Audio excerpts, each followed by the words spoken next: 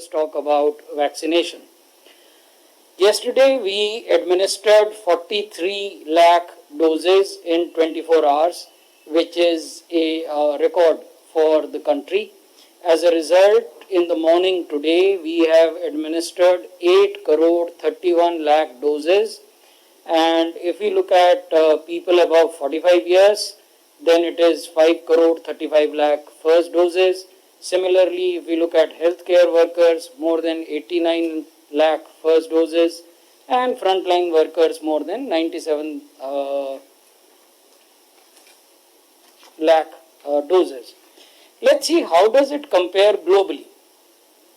So this is the daily rate of doses administered. This is not from our website, it's from Bloomberg. US has an average of 30,53,000 doses that are administered daily. India has an average of 26,53,000. तो इसका अर्थ ये हुआ कि अगर हम globally देखें तो United states of America में औसतन प्रतिदिन 30,53,000 डोजेस एडमिनिस्टर की जाती हैं। हमारे देश में 26,53,000 डोजेस औसतन प्रतिदिन। Brazil, UK, Germany, France, Turkey, Italy, ये ऐसे देश हैं जो 2 लाख से लेकर 6 लाख डोजेस प्रतिदिन एडमिनिस्टर कर पाते हैं। तो ये हम आपको बताना चाहते थे कि ग्लोबल कंपैरिजन में हमारी स्थिति काफ़ी अच्छी है।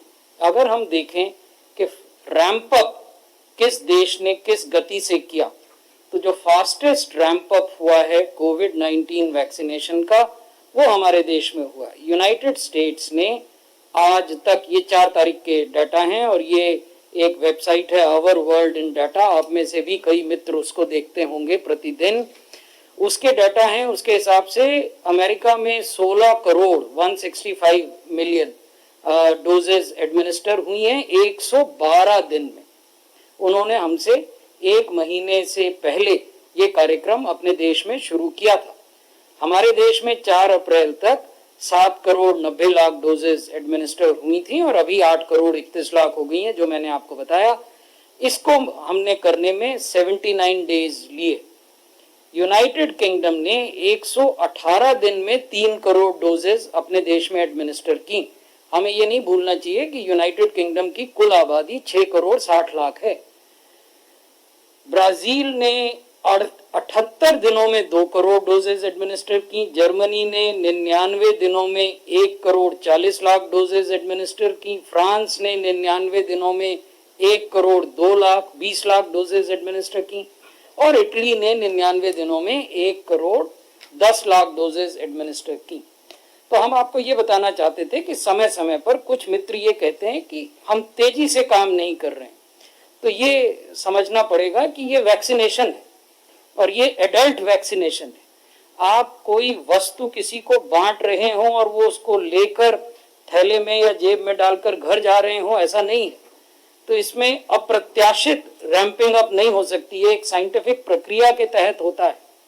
और उस साइंटिफिक प्रक्रिया में ये लिखा हुआ है कि जब आपको इनोकुलेट किया जाता है या इंजेक्शन लगाया जाता है तो आप आधे घंटे बैठेंगे, आपको ऑब्जर्व किया जाएगा कि कोई एडवर्स इवेंट तो नहीं हुआ, अगर होता है तो हॉस्पिटलाइज किया जाएगा। तो इस सब को ध्यान में रखते हुए जो साइंटिफिक रिगर है, जो साइंटिफिक डिसिप्लिन है, उसका पालन करते हुए आप कितनी तेजी से वैक्सीनेशन को बढ़ाते हैं, ये देखने की बात है। और ये हम आपके समक्ष निवेदन करना चाहते हैं कि 80 से कम दिनों में लगभग 8 करोड़ डोजेज हमने अपने देश में एडमिनिस्टर की और ये राज्य सरकारों और भारत सरकार के बहुत नजदीकी सहयोग से संभव हो पाया और ये अपने आप में एक मिसाल है। एक और नैरेटिव चलता है, अधिकांश मित्र उस बारे में विमर्श भी करते हैं, वो ये है कि आखिर हम वैक्सीनेशन को सबके लिए क्यों नहीं खोल देते, क्यों नहीं हर बालिग आदमी को टीका लगा दिया जाता। मैं आपको ये बताना चाहता हूं कि विश्व में क्या हो रहा है। उन लोगों ने भी बहुत विमर्श किया है, उन्होंने भी सोचा समझा है, उन्होंने भी विज्ञान को देखा है। जब भी आप इस प्रकार का टीकाकरण करते हैं किसी महामारी में, तो आपका मुख्य उद्देश्य ये होता है कि आप मृत्यु से बचें। हमने आपको दिखाया कि अन्य पाश्चात्य देशों में, in the western countries, more developed countries, the number of death is significantly higher than India. So the basic aim is to reduce death through vaccination. What is the other aim? The other aim is to protect your health care system. अगर आपके doctor ही ग्रसित हो गए बीमारी से, आपके nurses ग्रसित हो गई, आपके पैरामेडिकल कर्मी ग्रसित हो गए, तो आपके अस्पताल में काम कौन करेगा? वो चलेंगे कैसे? तो यही दो उद्देश्य हैं, चाहे भारत हो, अमेरिका हो, यूके हो, कनाडा हो, कोई देश हो। इसके अलावा कोई उद्देश्य और नहीं हो सकता। जो सबसे वल्नरेबल हैं उनको आप कैसे बचाएं और अपनी स्वास्थ्य व्यवस्था को कैसे सुरक्षित रखें। उद्देश्य कभी यह नहीं होता कि जिसको चाहत है उसको टीका दिया जाए। उद्देश्य हमेशा यह होता है जिसको जरूरत है उसको टीका दिया जाए। तो ये चीज ध्यान में रखनी होगी। और इस परिप्रेक्ष्य में मैं आपको बताना चाहता हूं कि विश्व ने क्या किया। अमेरिका को देखिए, अमेरिका ने फरवरी के अंत से लेकर 15 अप्रैल तक ये कहा कि हम केवल 60 से 69 साल के व्यक्तियों को ही टीका लगाएंगे। उन्होंने ये भी कहा कि उसके बाद हम 50 से 59 साल के व्यक्तियों को टीका लगाएंगे। फिर उन्होंने ये कहा कि हम 16 से 64 बरस के उन लोगों को टीका लगाएंगे जिनकी स्वास्थ्य की कंडीशन ठीक नहीं है, यानी कोमॉर्बिड है, या ऐसे एल्डरली और डिसेबल्ड को लगाएंगे जिनके पास आमदनी का कोई जरिया नहीं है। तो अमेरिका ने आज भी वैक्सीनेशन सबके लिए खोल दिया हो, ये तथ्य नहीं है। ये यूके की बात थी, सॉरी, ये यूनाइटेड किंगडम ने किया। अमेरिका ने क्या किया? अमेरिका ने कहा कि जो फ्रंट लाइन एसेंशियल वर्कर्स हैं, जो हमारे देश ने कहा कि हम उनको टीका लगाएंगे। फिर उन्होंने कहा कि जो 75 बरस और उससे ज्यादा आयु के लोग हैं हम उनको टीका लगाएंगे। फिर हम अगले फेज में जाएंगे, फेज 1C, उसमें हम 65 बरस से 74 बरस के लोगों को टीका लगाएंगे। ये अमेरिका ने कहा, ये अभी चल रहा है वहां उनके देश में। फ्रांस ने क्या कहा? फ्रांस ने कहा कि 50 साल से ऊपर के उन्हीं लोगों को लगाएंगे जो एट रिस्क हैं, यानी उनका जो श्रेणी थी, उनका कैटेगराइजेशन था, that was a far more restrictive, that still remains a far more restrictive categorization than us. उन्होंने ये भी कहा कि जो 60 साल से ऊपर के हैं उन्हें बिना किसी रिस्ट्रिक्शन के लगाएंगे, और ऐसे अध्यापकों को लगाएंगे जो कहें कि मुझे लगा दो। स्वीडन ने यह कहा कि 65 साल और उससे ऊपर के ही लोगों को लगाएंगे। आज भी स्वीडन में 65 साल से नीचे के लोगों को टीका नहीं लगता है। ऑस्ट्रेलिया ने कहा कि 70 साल और उससे ऊपर के लोगों को लगाएंगे, और ऐसे हेल्थ केयर वर्कर्स को लगाएंगे जिनको हम पहले नहीं लगा पाए। एबोरिजिनल लोग, जो उनके पुराने बाशिंदे हैं ऑस्ट्रेलिया के, उनको लगाएंगे।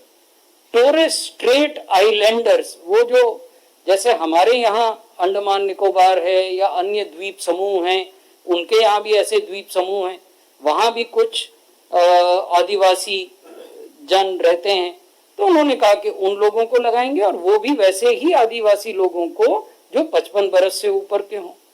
फिर कहा एडल्ट्स विद सीवियर डिसेबिलिटी को लगाएंगे, या उनको अंडरलाइन मेडिकल कंडीशन हो उन्हें लगाएंगे।